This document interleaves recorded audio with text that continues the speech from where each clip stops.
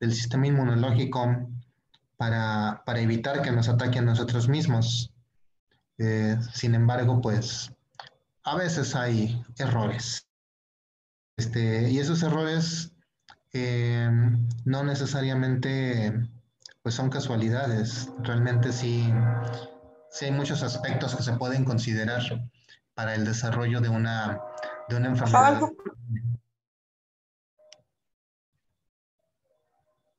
Bien. Ahorita como que se corta tantito porque estoy cargando la presentación.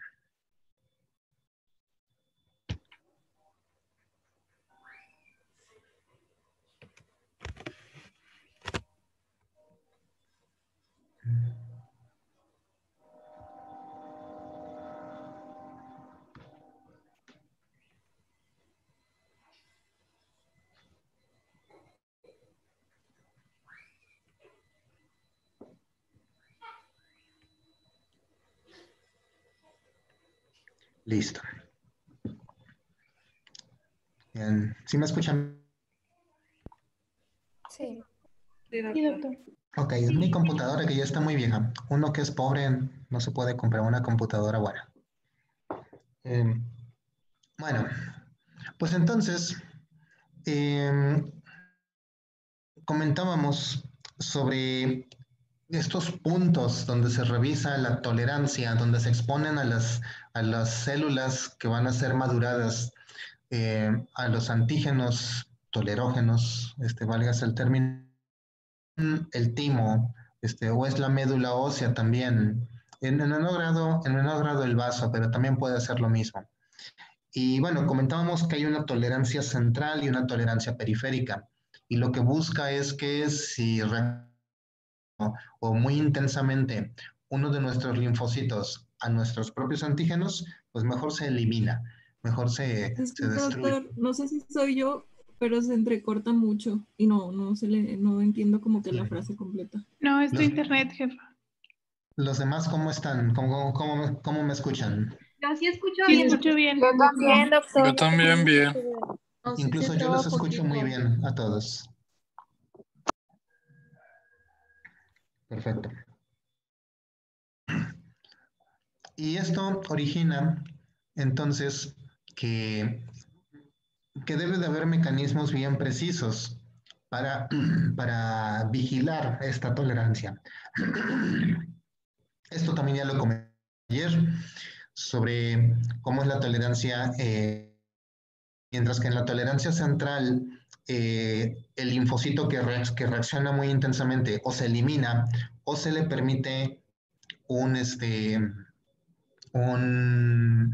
una transformación hacia el linfocito T regular. Bien, en el caso de los linfocitos T en la tolerancia periférica, pues la anergia o bien van a ser regulados por los propios linfocitos T reguladores para eliminar sus estímulos. O también, pues bueno, se manda apoptosis. A final de cuentas, directamente esta respuesta. Por tanto, ahora, ¿qué es lo que sigue? Cuando hablamos de anergia, esta falta de linfocito, hablando de... Lo que tenemos es que nuestro linfocito, que ya salió a la circulación o que ya está en el ganglio, se le puede llegar a presentar una célula presentadora de antígeno, una célula dendrítica, que muestra un antígeno. En el supuesto de que, bueno, ya ustedes saben cómo es la respuesta normal, ¿no? Cómo debe de ser. Pero aquí hablamos en el supuesto de que lo que se estuviera presentando es un antígeno nuestro por X o Y motivo, pues entonces, de manera natural, o sea, lo correcto es que el linfocito virgen, cuando lo reconozca, no tendría que reaccionar. Ya ustedes saben que los linfocitos se activan por dos señales, que a veces le llaman la señal, la primera señal y la segunda señal. La primera señal siempre la da el antígeno, con la molécula, con el complejo principal de histocompatibilidad cuando se unen. Y la segunda señal la da el coestimulador. que se crea, que es CD28 que se une con B7.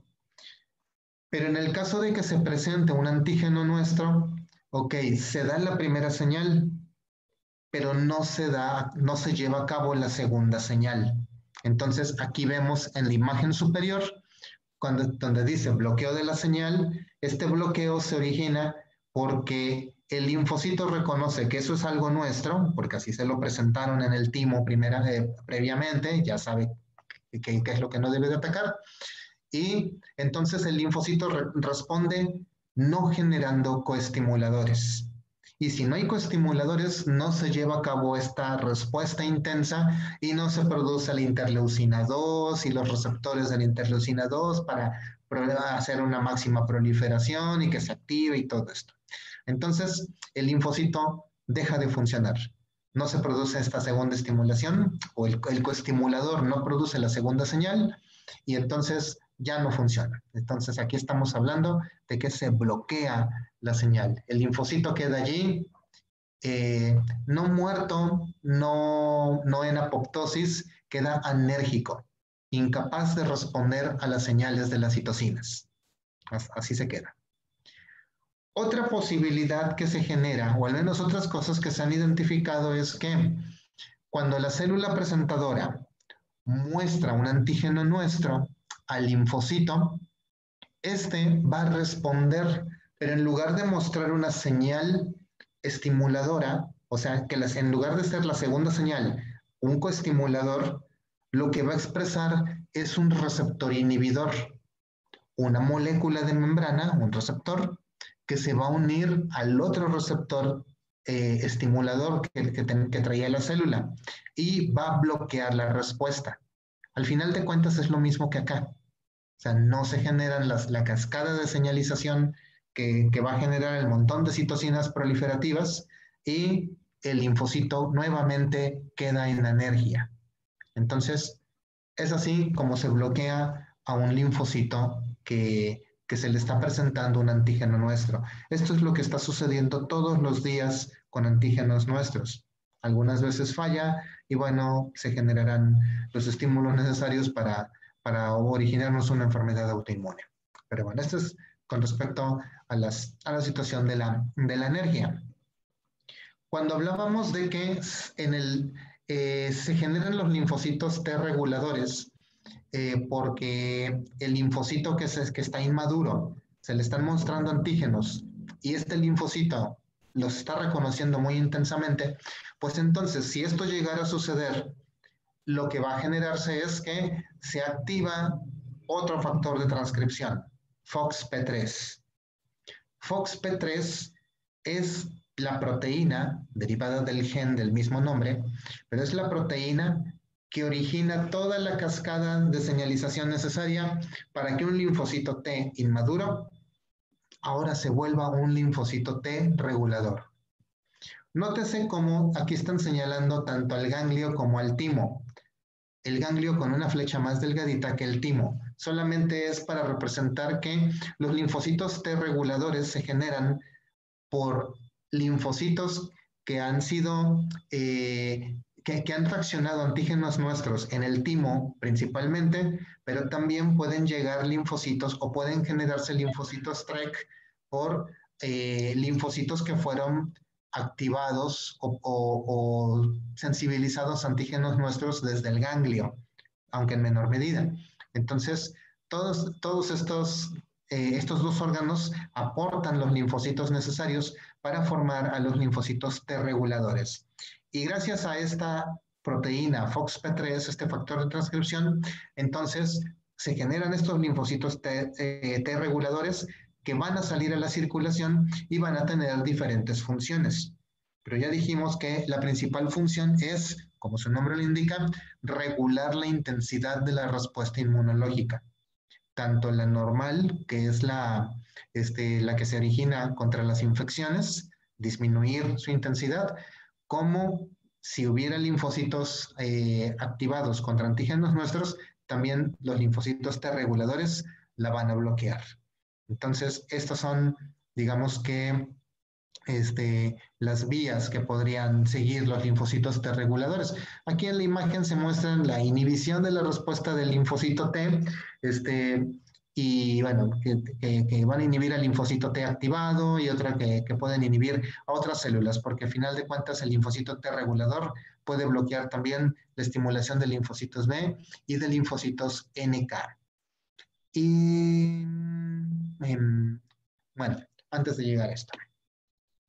Entonces, una de las respuestas tal vez principales que tiene el linfocito T regulador es que puede llegar a expresar receptores para la interleucina 2. Ya la interleucina 2, bien sabido, es un factor proliferador. Cuando se lleva a cabo la presentación de antígenos de manera normal, el linfocito reacciona produciendo mucha interleucina 2 y también mejora o capacita más a su receptor de la interleucina 2 de baja afinidad, lo vuelve de alta afinidad, para que se pueda multiplicar ese linfocito y se cree una clona completa de linfocitos activados gracias a la interleucina 2.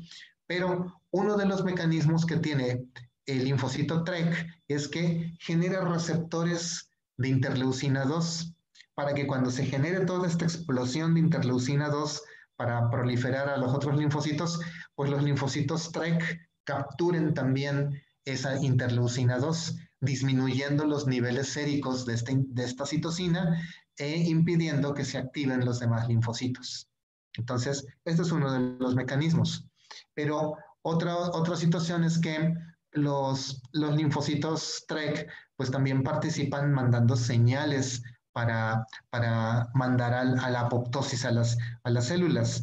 Generan citocinas que pueden reaccionar contra los linfocitos para eliminarlos, ya sea que estén actuando contra nosotros o simplemente que es una infección que ya se venció y tenemos ahí un superávit de linfocitos T activados que ya no necesitamos. De manera normal, cuando se lleva a cabo la respuesta inmune, pues es la célula presentadora, activa el linfocito y nuevamente vemos esta imagen que ya le hemos visto en capítulos anteriores, en donde se produce mucha citocina IL-2 para activar a los mismos linfocitos y estimularlos. Nótese que aquí está la presentación con el complejo principal de histocompatibilidad, señal 1, nótese acá la señal 2, el coestimulador. ¿Qué es lo que hace qué es lo que hace la interleucina 2? Una de las tantas funciones.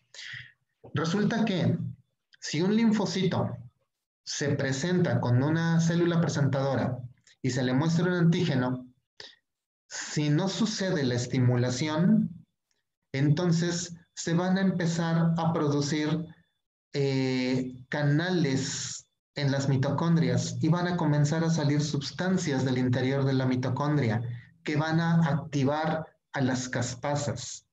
Estamos hablando de la apoptosis por la vía mitocondrial, una de las tantas rutas de apoptosis que hay. Entonces, si esto sucede, entonces se activa la apoptosis y el linfocito muere. Cuando hay una presentación de antígenos normal, de antígenos microbianos, entonces la interleucina 2 que se produce y que es capturada por los receptores de la interleucina 2, lo que hacen es que bloquean la interleucina 2 al interior del linfocito, bloquean las señales para que no salgan esas enzimas de las mitocondrias y el linfocito siga proliferando. Entonces la interleucina 2 es un factor de proliferación porque bloquea la apoptosis mitocondrial, la apoptosis de la célula desde la vía mitocondrial. Y por eso es que sigue proliferando el linfocito. Por eso es que se siguen multiplicando. Pero si tenemos que lo que se está mostrando es un antígeno nuestro, no hay coestimulación, como en la imagen intermedia, no hay coestimulación, no aparecen los coestimuladores y no se produce la citocina IL-2. Por tanto, no hay esa respuesta, no hay esa señal inhibidora de la interleucina 2 hacia la ruta de la apoptosis mitocondrial y las enzimas mitocondriales se salen y activan a las caspasas y se elimina entonces el linfocito. Esa es esa es la, digamos que la realidad que tiene nuestro sistema inmunológico. Las células están en peligro de muerte constante y necesitan de señales que estén bloqueando esas señales de destrucción.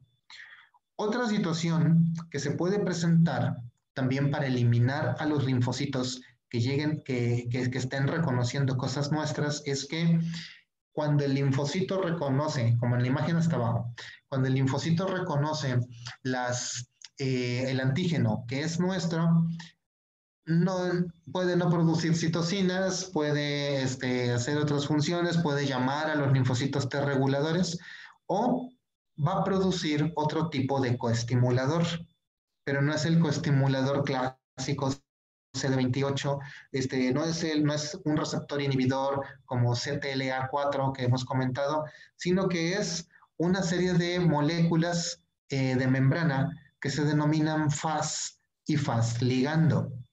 FAS, así como se escucha, FAS. FAS y FAS ligando, es una familia grande de proteínas.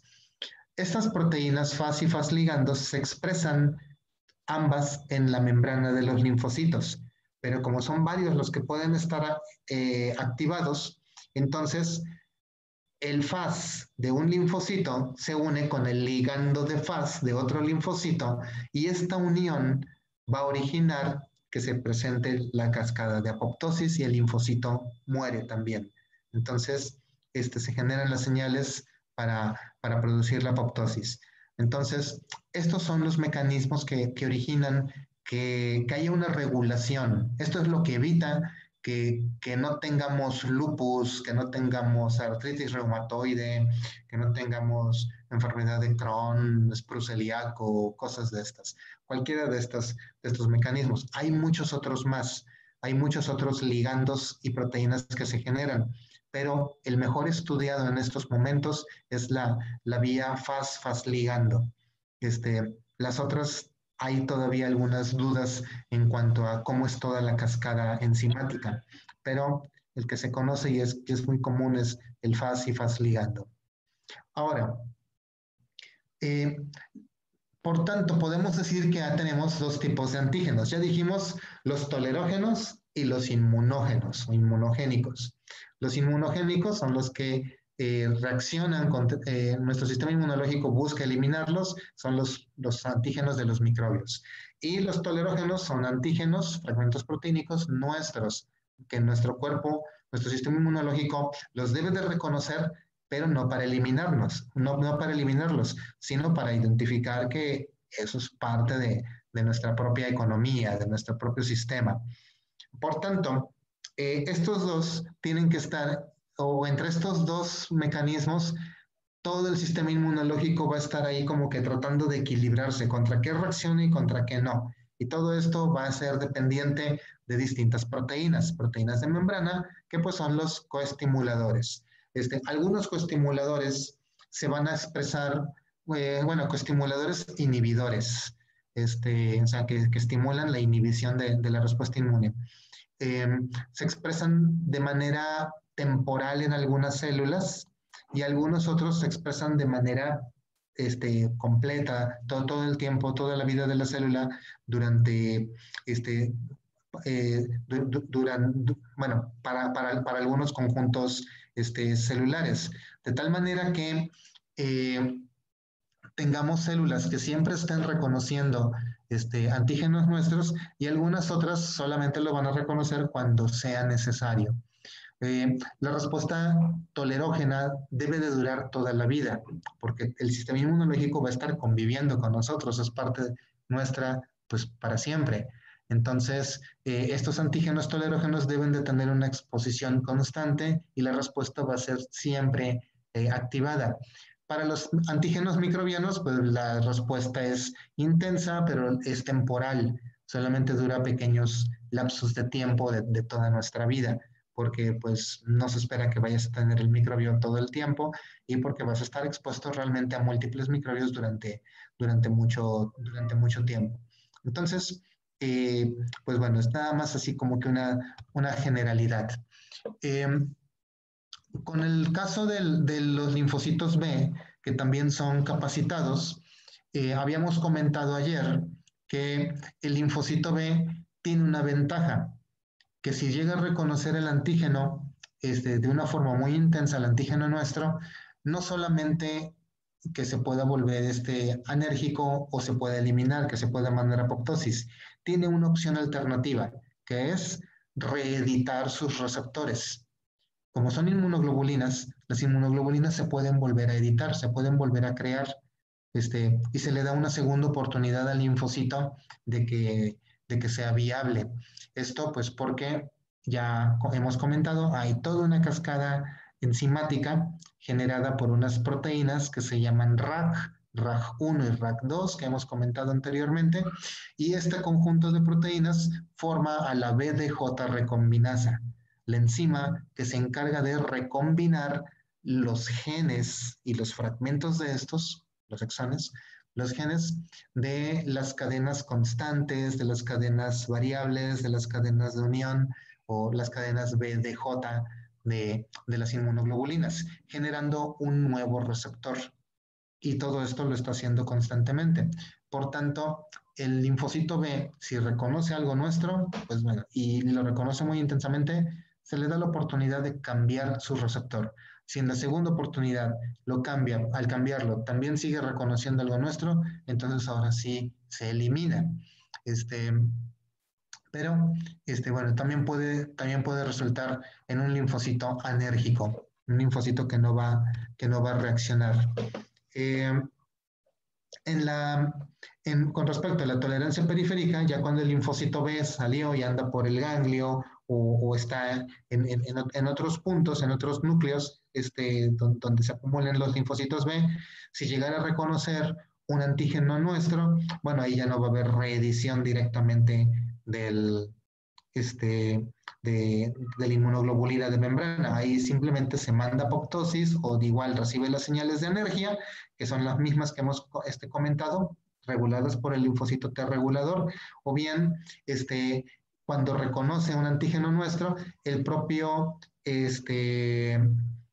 digamos que el propio linfocito, los receptores que tenía expresados al exterior, los internaliza, algo así como que cambia, como si fueran una de estas paredes de doble vista, que unas paredes de esas de fantasía, en donde el receptor que está expresándose, estimulante, se mete y al interior, en el linfocito B, en la membrana, en la parte interna de la membrana, la cara que está dando el citoplasma, hay proteínas que van a funcionar como receptores inhibidores y el momento en que se dobla o se voltea la membrana bilipídica en algunas zonas, se mete el receptor estimulador, ya no se está mostrando, y ahora sale una molécula inhibidora que queda como en la membrana. Y este receptor inhibidor es el que va a recibir las señales de los linfocitos T reguladores para pues, ser eliminado o para quedar en anergia. Entonces, esto es lo que sucede con nuestros linfocitos, con los linfocitos B y con los linfocitos T. Pero mencionábamos, todo esto es susceptible de fallar, porque nada es perfecto en nuestro cuerpo. Hay muchas cosas que podrían mejorarse, pero bueno, es cuestión de evolución. Las enfermedades autoinmunes, cuando hablamos de autoinmunidad, dícese de el sistema inmune atacándonos a nosotros mismos o atacando proteínas nuestras, de manera general no son enfermedades genéticas. Tienen un componente genético, pero que tengan un componente genético no las vuelve genéticas. ¿Sí? Es como las infecciones. Las infecciones tienen un componente genético, nosotros mismos. La genética nuestra puede hacer que un bicho me mate a mí, pero a otro no le pase nada y otro nada más se enferme de una manera leve. Entonces, todo en esencia inmiscuye a la genética, pero no quiere decir que las enfermedades autoinmunes sean enfermedades genéticas. Sí las hay, pero son las menores, son las mínimas. Lo común son factores ambientales, o sea, estamos hablando que las enfermedades autoinmunes, si tuviéramos que referirnos como un patrón de herencia, serían multifactoriales. ¿sí? Múltiples factores tienen que estarse suscitando simultáneamente para que se lleve a cabo una enfermedad autoinmune. O sea, haz algo así como decir, qué mala suerte, porque se tienen que presentar varias cosas simultáneamente para que tengas una enfermedad autoinmune. Y como mencionábamos también, en la actualidad, tantas sustancias nuevas que se están creando, tantos componentes sintéticos y semisintéticos, donde estamos uniendo componentes biológicos con componentes sintéticos en nuestro cuerpo, están facilitando y están aumentando la predisposición en algunas personas a presentar enfermedades autoinmunes. Mencionábamos, hay una predisposición genética, no es que sea una herencia. Si fuera una enfermedad genética, una enfermedad autoinmune, podríamos definirla con un patrón hereditario. Podríamos decir, como ya ustedes han comentado en otras patologías, que es autosómica dominante, recesiva, ligada al X o alguna cosa de estas. Y podríamos hablar de proporciones y de probabilidades y mucha precisión. Pero no es así. Una enfermedad autoinmune, porque la tenga mi padre o mi madre o ambos, no quiere decir que ya yo la voy a tener. No se heredan las enfermedades autoinmunes, solamente es predisposición. ¿Qué quiere decir esto? ¿A qué me refiero con predisposición genética? Resulta que dentro de la gran gama, dentro de la gran variabilidad de genes que hay, eh, tenemos variaciones en el mismo gen. Estas variaciones les llamamos polimorfismos, o sea, una de las múltiples formas que puede tener un gen. La proteína que produce es la misma para todos, simplemente que a veces un nucleótido cambia, pero este cambio no afecta la función de la proteína, aparentemente. Y entonces el individuo puede seguir viviendo su vida normal y la proteína le funciona y todo sirve y no hay ningún inconveniente. Sin embargo, algunas de estas variaciones genéticas en ciertos ambientes, en ciertas poblaciones, en ciertas personas, expuesto ante ciertos agentes, pueden ya no ser tan eficientes. No pueden no ser tan eficientes tanto negativamente como positivamente. O sea, pueden no estar funcionando bien esa proteína o puede estar funcionando de más, lo que puede facilitar a que nuestro sistema inmunológico, ya que acabó con un microbio, pues ahora todavía tenga cuerda como para andar buscando otras cosas, y que pueda llegar a lesionar algo nuestro, o que pueda llegar a evadir los estímulos inhibidores para que ya se acabe esa respuesta inmunológica. Entonces, puede haber fallos en la tolerancia de nosotros mismos. Y esto es lo que sería la predisposición genética. La mayoría de los genes que están inmiscuidos en una predisposición a enfermedades autoinmunes son los genes del complejo principal de histocompatibilidad, porque son estos los que van a presentar a los antígenos. Y una de las tantas variaciones que pueden tener es que lleguen a presentar como algo nocivo, algo que realmente sea nuestro, o lleguen a integrar en su estructura a un antígeno que tal vez no sea el mejor antígeno y que cause una respuesta cruzada contra el microbio y contra nosotros mismos. Entonces, estos genes son los del complejo principal de histocompatibilidad, que en la especie humana les llamamos los genes del HLA, del antígeno leucocitario humano. Entonces, complejo principal de histocompatibilidad, considérenlo sinónimo de HLA. Nada más que HLA le llamamos en los seres humanos. En el resto de las especies, complejo principal de histocompatibilidad. O de manera genérica, complejo principal de histocompatibilidad. Si queremos ser más propios en especie, en Homo sapiens, pues ya podemos decir HLA. Todos estos genes se encuentran en el cromosoma 6, en el brazo corto.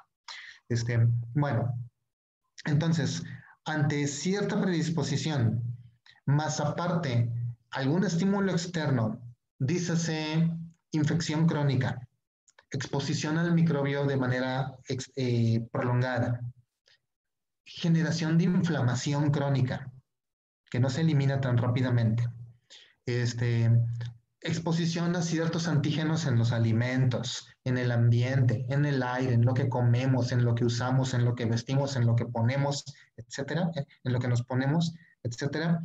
Entonces, puede llegar a originar el ambiente idóneo para que los linfocitos B o T ahora sí que se confundan y generen reacciones que puedan llegar a ser nocivas a nosotros mismos. Entonces, eso es a grandes rasgos. Prácticamente esta es la esencia de la respuesta inmune hacia nosotros mismos. Y esto es lo que deberíamos de evitar. Eh, Esta es la base, digamos, que de muchos trastornos de hipersensibilidad que estaremos comentando. Entonces, el grueso de las enfermedades autoinmunes son por cierta predisposición genética, pero no son genéticas. Se les voy a estar repitiendo para que no se queden con esa idea de que, porque cuando muestran estas enfermedades, cuando platiquemos estas enfermedades, van a hablar de varios genes del HLA y a veces muestran como que eso es una mutación y no es así. Entonces, el HLA tiene miles y miles de polimorfismos y cada uno de nosotros tenemos combinaciones distintas de sus polimorfismos.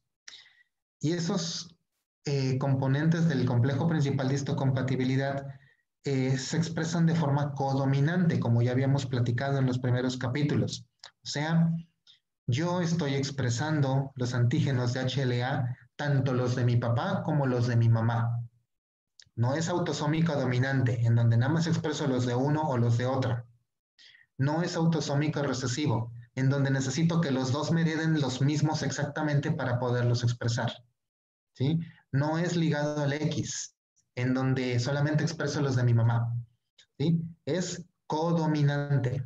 Mi papá me hereda una carga de HLA, mi mamá me hereda otra carga distinta de HLA. Cada una de esas cargas viene heredada por los distintos linajes ancestrales de cada uno de mis padres y yo expreso ambos. Y yo tengo una combinación única o casi única de antígenos HLA propios. Y cada uno de nosotros tiene esas combinaciones. Esto permite que cuando la BDJ recombina se ande haciendo cambios y modificaciones en los receptores, pues entonces se pueda crear una gran gama de receptores diversos. Lo que, como les he comentado, esto va a evitar que nos mate una pandemia. ¿Sí? O sea, va a quedar alguien, siempre. Porque va a haber alguna combinación que va a ser muy, muy buena, muy idónea.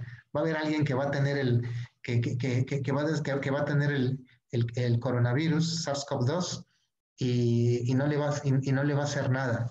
Y va a generar una respuesta inmune muy eficiente y como cualquier otra cosa, y pues no hay ningún inconveniente.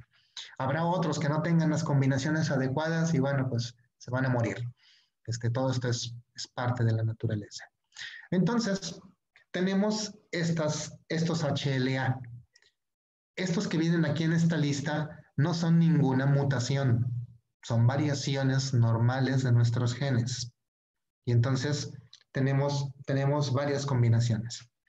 Pero resulta que dependiendo ciertas poblaciones, dependiendo ciertas características, dependiendo cierto ambiente, si tú posees un HLA determinado, te predispone o te vuelve más susceptible a que presentes una enfermedad autoinmune.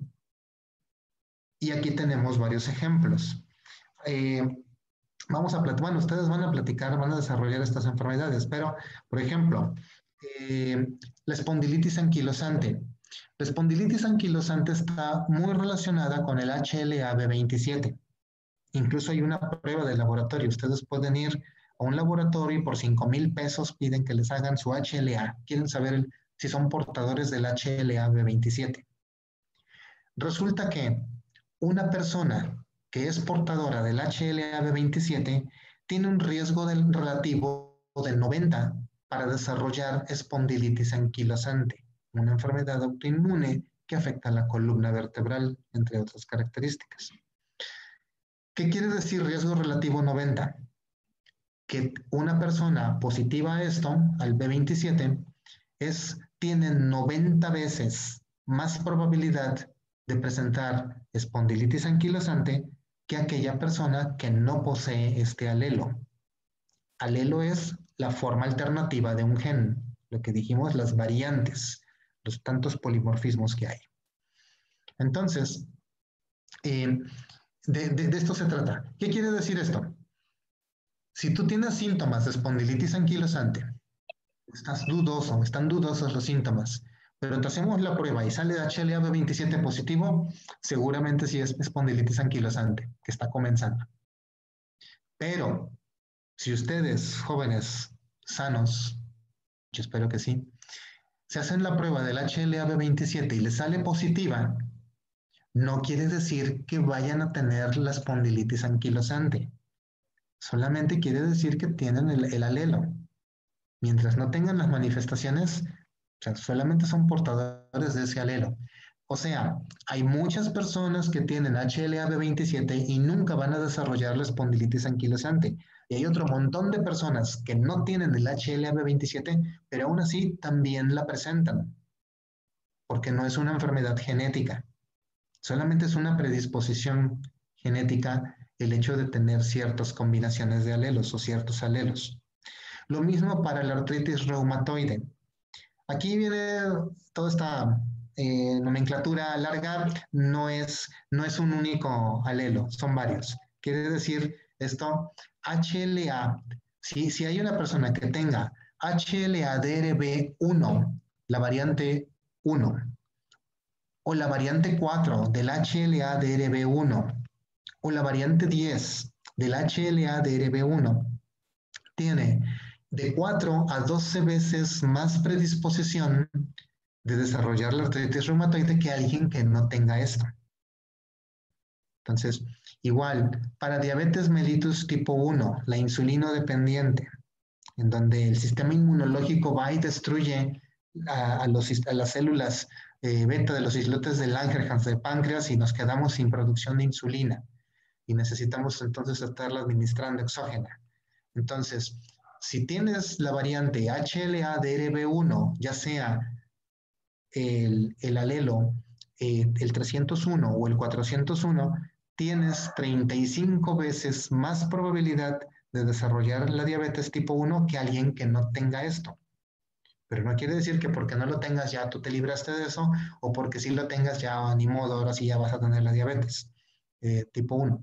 Entonces, de esto se trata. Entonces, más o menos es así como tienen que interpretar este tipo de cosas.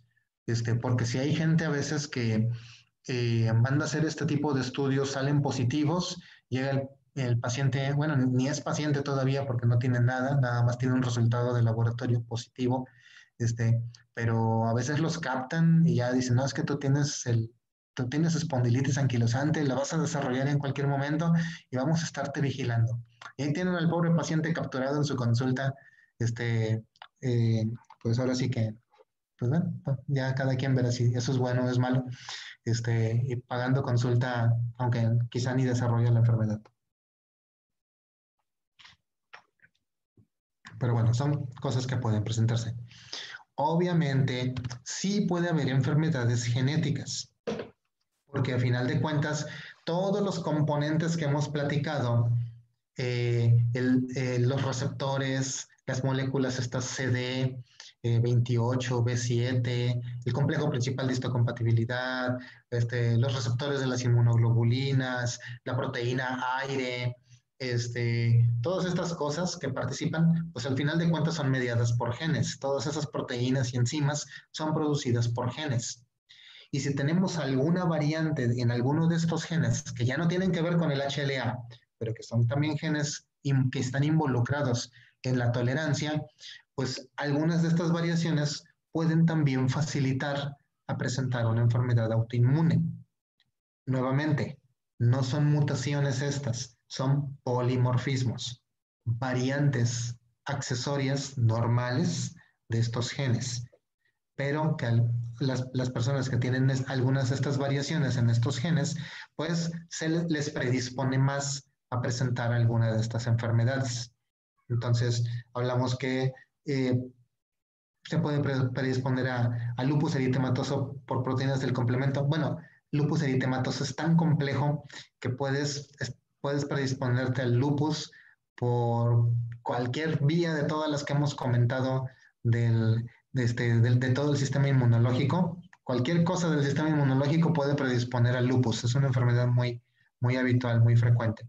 Pero bueno, aquí solamente viene una lista de genes que funcionando normal, pero teniendo variaciones en su estructura, pueden facilitar la generación de alguna enfermedad, ¿sí? Una enfermedad inflamatoria intestinal, de psoriasis, de espondilitis anquilosante, artritis reumatoide, diabetes mellitus, esclerosis múltiple,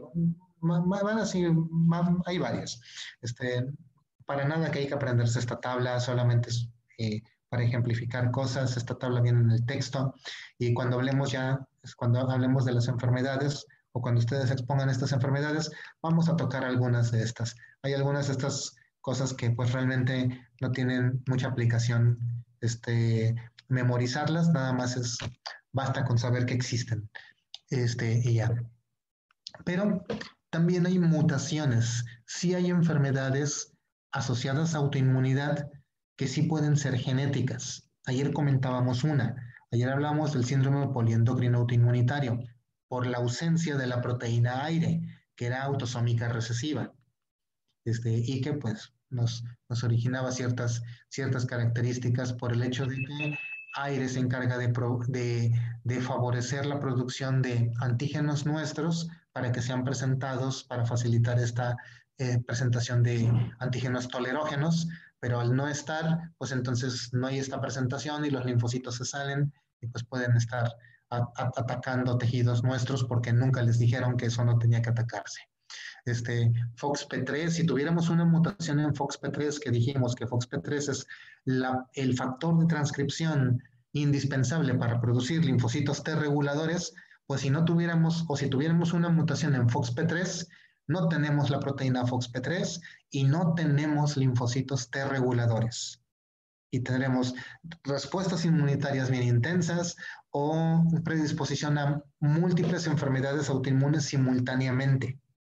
Entonces, cosas bien extrañas, cosas bien raras que no es lo habitual que se va a ver en la consulta, son cosas del especialista en inmunología, pero que se pueden llegar a observar. Mutaciones en los genes FAS o FAS ligando, pues van a impedir que se lleve a cabo la apoptosis que comentábamos de los linfocitos B o de los linfocitos T, y entonces linfocitos que sean activados, pues pueden reaccionar produciendo una enfermedad autoinmune. Entonces, son ejemplos muy contados de genes que sí pueden estar asociados a autoinmunidad, pero lo común es que no son enfermedades genéticas las enfermedades autoinmunes. Tienen predisposición genética, nada más, pero no es que produzcan directamente las enfermedades autoinmunes sean ya genéticas. Entonces, decíamos, son múltiples factores.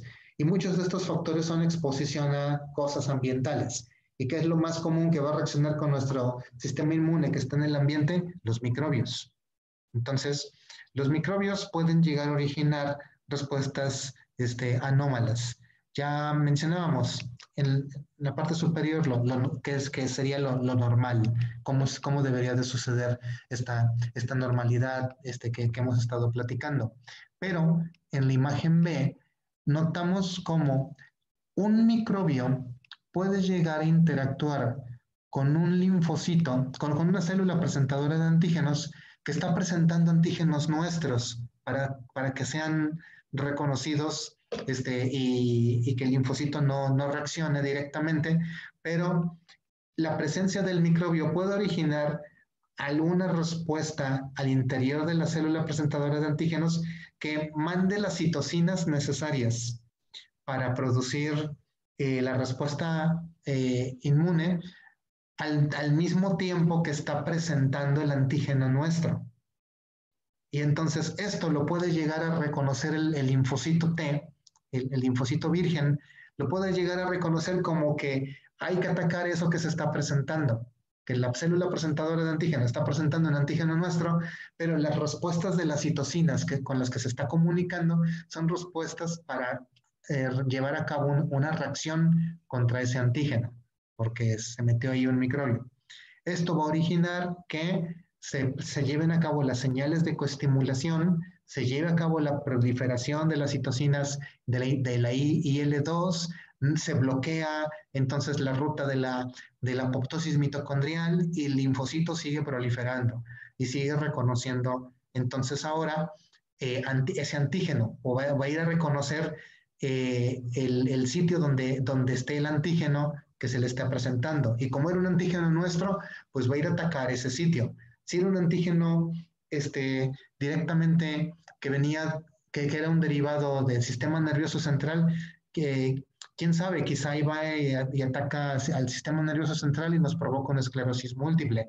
Si era un antígeno que se generaba en cartílago, pues quién sabe, igual iba a ir y ataca al cartílago, la respuesta inmune se va contra el cartílago y nos genera una artritis reumatoide. O puede ir al glomérulo o a los pulmones y nos genera un síndrome de Goodpasture. Entonces hay muchas cosas que se pueden llegar a presentar solo porque se metió un microbio. Otra situación también que se puede llegar a presentar es que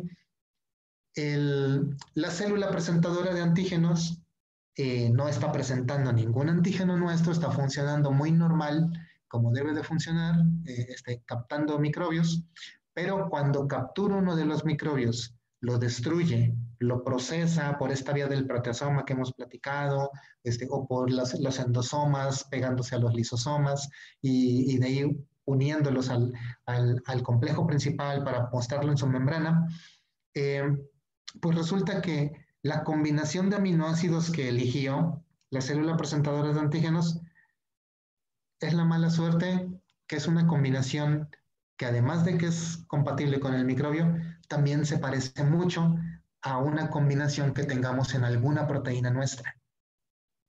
Y esto, cuando el linfocito lo reconoce, para llevar a cabo la respuesta inmune, pues igual se generan los coestimuladores, la proliferación, la multiplicación de las células y todo, etcétera. Y pues se lleva a cabo la respuesta inmune contra el microbio. Pero puede haber fragmentos proteínicos en nuestro cuerpo que tengan una combinación idéntica o muy similar a la del antígeno del antígeno microbiano que se presentó. Y cuando se acaben los microbios, ahora van a quedar nuestras células. Y las células activadas, los linfocitos T activados, van a ir y van a reconocer a los antígenos nuestros, específicamente los de esa región o los de ese tejido, los de esa proteína, también los van a reconocer como anómalos y van a ir y los van a ir a destruir, van a ir a soltar sus citocinas, a soltar todo su complejo enzimático, sus granzimas y sus perforinas para generar la ruta de las caspasas y la apoptosis celular, y van a ir a destruir nuestros tejidos. Eso es lo que sucede muchas veces en la enfermedad de Guillain-Barré, cuando luego de una infección se generan una respuesta inmune contra la mielina del sistema nervioso periférico, originando una parálisis nerviosa de muy rápida proliferación, en donde el paciente estaba muy bien en la mañana y para en la noche puede estar requiriendo de un respirador, de un ventilador artificial, de un ventilador mecánico para respirar. O esto es lo que sucede a veces con la fiebre reumática, que la proteína M del estreptococo betemolítico del grupo A de Lancefield puede llegar a ser una reacción cruzada con moléculas de actina que tenemos en ciertas regiones de nuestro cuerpo, llámese válvulas cardíacas, llámese periferia de tejidos cartilaginoso. Y entonces la respuesta inmune ahora va directamente contra estas zonas y tenemos nuestra fiebre reumática, nuestro proceso vascular con nuestro proceso artrítico. Y ese es otro mecanismo, o es otra enfermedad que se puede considerar como ejemplo. O en la tuberculosis, el hecho de que se presenten estas cavitaciones, estas lesiones caseificantes pulmonares no son producto del bacilo de Koch, sino que son más bien una respuesta inmune que se está generando contra algunos de las células nuestras en el parénquima pulmonar, generando las cavitaciones propias de la tuberculosis pulmonar. A todo este mecanismo le conocemos como mimetismo molecular, o sea, cuando un antígeno ajeno puede llegar a simular un antígeno nuestro. Y el sistema inmunológico reconoce tanto al antígeno ajeno como al nuestro y reacciona contra los dos. Entonces, digamos que la molécula queda mimetizada, se parece mucho a algo que nosotros tenemos. Y es así como se generan pues, las respuestas inmunitarias. Entonces, pues bueno, entonces acabó el capítulo. ¿Comentarios o dudas respecto a esto?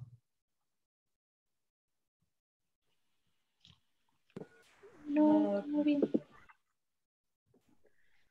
Muy bien, no está muy complicado realmente hablar de autoinmunidad. Y también, pues bueno, vamos a ir ahondando más con las exposiciones que ustedes presenten sobre estas cosas, que es bastante interesante. Eh, no dudo que alguno de ustedes conozca personas con enfermedades autoinmunes, algunas más raras, algunas más frecuentes. Y pues, desafortunadamente no dudo que más de uno de nosotros va a llegar a desarrollar una enfermedad autoinmune. Son bastante frecuentes. Ya cuando estén revisando las estadísticas epidemiológicas, van a ver que es más fácil tener una de estas cosas que a veces que tener un cáncer o alguna otra patología de alta frecuencia. Entonces son bastante comunes las enfermedades autoinmunes. Y bueno, pues ya iremos platicando. ¿Algún último comentario? Si no, el viernes comenzamos con sus exposiciones. Perfecto, pues eso va a ser todo. Entonces, jóvenes, nos vemos el viernes para escucharlos a ustedes. Yo tengo una pregunta, pero no es del tema de ahorita. Ok, ¿de qué es? Es que era si me podía explicar un poco de cómo funcionaban los anticuerpos monoclonales. ¿Cómo funcionan los anticuerpos monoclonales? Ok. ¿Todos tienen el concepto de qué es un anticuerpo monoclonal? Pues sé que son anticuerpos hechos artificialmente, Uh-huh. ya sea como marcadores para ciertas enfermedades o como tratamiento para vacunas. Ok. En general no son hechos artificialmente, son hechos en laboratorio, Ujú. pero no son artificiales. Al final de cuentas es una célula la que los produjo. Eh, los anticuerpos, ya en la actualidad los dividimos como monoclonales y policlonales. Cuando hablamos de un anticuerpo, pues ya sabemos, es esta estructura proteínica en formato Y con una estructura, una cadena pesada y sus cadenas ligeras, y estas se van a ir a unir a un punto en especial. Cuando hablamos de un anticuerpo policlonal, quiere decir que esa fracción donde se une el antígeno al que se van a pegar, realmente puede pegarse a muchas otras cosas más. Por eso es policlonal, puede ser múltiples blancos. Cuando es monoclonal es mucho más preciso. Un anticuerpo monoclonal solamente se une al blanco, a la diana para la que fue diseñado. ¿Cómo funcionan? Como las mismas inmunoglobulinas. Quizá lo más complejo es cómo se generan o cómo se producen. Llegamos a comentar en esta clase también, hace como 3 capítulos, llegamos a comentar que digamos que a animales de laboratorio, a ratones, se les administra un antígeno para que el animalito prácticamente esté produciendo una respuesta inmune contra ese antígeno y genere un anticuerpo.